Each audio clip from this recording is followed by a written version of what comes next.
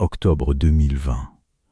J'avais 27 ans et je travaillais sur un contrat spécial pour une agence de relogement haut de gamme appelée Transition Fluide. Mon boulot était simple sur le papier, mais épuisant dans les faits. J'étais préparateur d'emballage. Des clients riches qui ne voulaient pas toucher à leurs propres affaires nous embauchaient pour aller chez eux, tout ventorier et tout emballé dans des caisses avec un code couleur, avant que les vrais déménageurs n'arrivent. La maison était une construction contemporaine massive et d'apparence froide, située dans une résidence sécurisée, à 3 heures au nord de la ville. Le client, un homme nommé Julien Valmont, ne m'avait jamais rencontré en personne. Toute la communication passait par mon agence.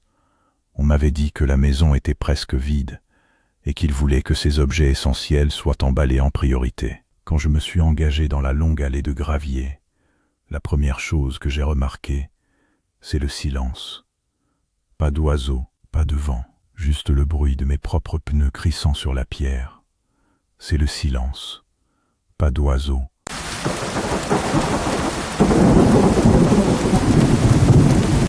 Il s'est mis à pleuvoir à verse juste au moment où j'entrais en tapant le code sur le pavé numérique.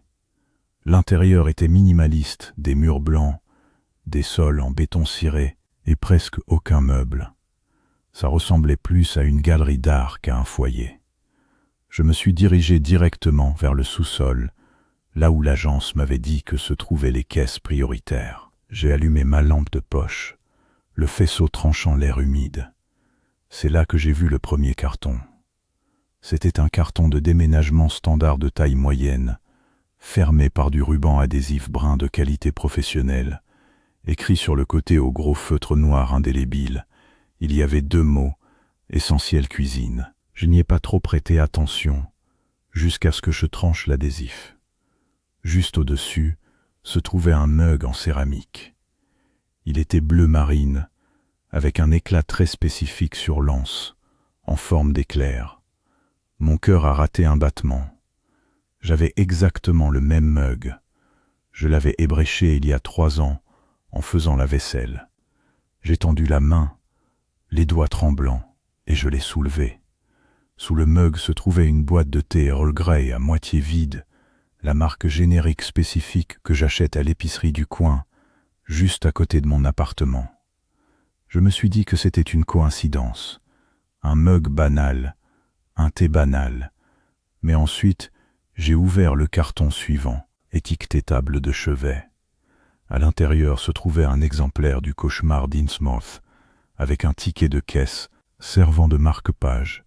J'ai sorti le ticket. Il venait d'une librairie de mon quartier, daté d'hier.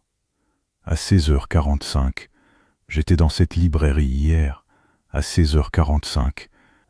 La prise de conscience ne m'a pas submergé comme une vague, elle m'a frappé comme un coup de poing dans l'estomac.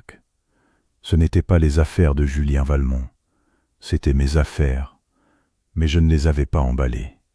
J'avais quitté mon appartement il y a 4 heures, et tout était à sa place. J'ai regardé autour de moi dans le sous-sol sombre, les ombres des poutres de soutien s'étirant comme des doigts. Je n'étais pas en train d'emballer la maison d'un client pour un déménagement. Quelqu'un utilisait cette maison pour mettre en scène une reconstitution de ma vie. Je n'étais pas en train d'emballer la maison d'un client pour un déménagement. Quelqu'un utilisait cette maison pour mettre en scène une reconstitution de ma vie. Je me suis figé. Le bruit venait directement d'au-dessus de moi. Des bruits de pas lourds et rythmés, traversant le béton ciré du salon. Quelqu'un était à la maison. J'ai cherché mon téléphone à tâtons, mais le sous-sol n'avait aucun réseau. Les murs en béton étaient trop épais. Je devais atteindre l'escalier, mais les pas s'étaient arrêtés juste au sommet de la porte du sous-sol. La porte en haut des marches a gémi en s'ouvrant. Un filet de lumière jaune s'est déversé sur les marches en bois. Je me suis accroupi derrière une pile de caisses, ma respiration devenant saccadée et irrégulière. J'ai regardé à travers une fente dans le carton, alors qu'une paire de bottes apparaissait sur la première marche. C'étaient les mêmes bottes que celles que je portais. Même marque, même éraflure sur le bout du pied gauche. La silhouette n'est pas descendue, elle est restée là, se découpant en ombre chinoise contre la lumière. Puis, je l'ai entendue. Une voix. C'était ma voix. Je crois que j'ai oublié le ruban adhésif dans la camionnette, a dit la voix. C'était troublant. Le même ton. Le même léger enrouement que j'ai quand je suis fatigué. La silhouette s'est détournée et s'est éloignée de la porte, la laissant grande ouverte. C'était ma seule chance. J'ai foncé. Je ne me souciais plus du bruit. J'ai grimpé l'escalier 4 à 4, mes bottes martelant le bois. J'ai fait irruption dans le salon et je me suis dirigé droit vers la porte d'entrée. Mais en passant devant l'îlot central de la cuisine, j'ai vu quelque chose qui m'a stoppé net. Il y avait un grand panneau de liège appuyé contre le mur. Il était couvert de photos, des photos de moi. Moi en train de dormir, moi au supermarché, moi assis dans ma voiture. Et au centre du panneau se trouvait un document dactylographié. C'était un calendrier de transition. Phase 1, inventaire. Phase 2, réplication. Phase 3, retrait. La date d'aujourd'hui était entourée en rouge. En dessous, il était écrit « Remplacement final ». J'ai entendu la porte arrière de la maison claquer violemment. Ma panique. Il était revenu. Je n'ai pas regardé en arrière. Je me suis précipité vers la porte d'entrée, je l'ai ouverte d'un coup sec, et je me suis élancé sous la pluie glaciale. Je n'ai même pas essayé d'aller vers ma voiture, je savais qu'il m'y attendrait.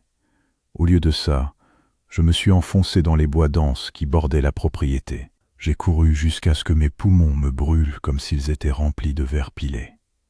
Je me suis caché dans un fourré épais de pin, observant la maison de loin.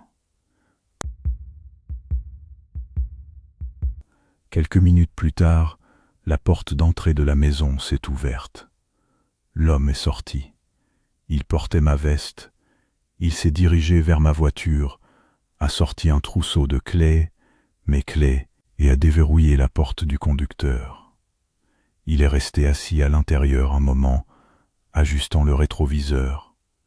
Puis, il a regardé directement vers les bois où j'étais caché. Il n'avait pas l'air en colère. Il avait l'air satisfait heureux. Il a fait un geste lent et moqueur de la main vers les arbres, puis il a démarré le moteur et s'est éloigné. J'ai passé la nuit dans ces bois, grelottant et priant pour que le jour se lève. Quand le soleil s'est enfin levé, j'ai marché jusqu'à la route principale et j'ai fait signe à un routier qui passait par là. La police s'est rendue à la maison. Mais bien sûr, elle était vide. L'agence leur a dit que le Julien Valmont qui les avait engagés avait payé en bitcoin et utilisé un téléphone prépayé. La maison elle-même était une location de courte durée réservée sous une identité volée. Quand je suis enfin rentré à mon appartement avec une escorte policière, rien ne manquait. En fait, l'endroit était plus propre que je ne l'avais laissé. Mais quand je suis allé dans la cuisine pour me servir un verre d'eau, j'ai vu quelque chose sur le comptoir. C'était un seul carton de déménagement brun, fermé, avec du ruban adhésif, étiqueté. J'ai quitté cet appartement dans l'heure et je n'y suis jamais retourné. J'ai déménagé à l'autre bout du pays, j'ai changé de nom et je n'utilise plus jamais de service professionnel pour quoi que ce soit. Mais parfois, quand je rentre chez moi à pied la nuit, je vois une camionnette blanche garée dans la rue et je me demande s'ils sont toujours là-bas, attendant simplement la prochaine phase du déménagement. Et c'est ainsi que l'histoire se termine. On se retrouve au prochain épisode. N'oubliez pas de vous abonner.